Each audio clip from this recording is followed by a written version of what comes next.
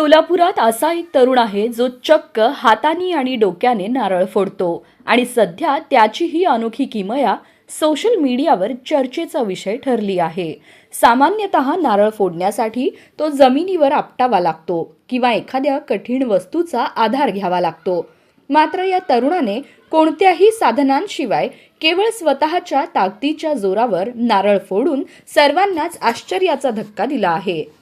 हा तरुण म्हणजे माढा तालुक्यातील कन्हेर गावचा सागर केदार. सोलापूर जिल्ह्यातील सोलापूर परिसरात त्याच्या या कलेची जोरदार चर्चा सुरू आहे. सागर सध्या टेंभुर्णी येथील विठ्ठलराव शिंदे कला महाविद्यालय येथे BA दुसऱ्या वर्षात शिक्षण घेत आहे.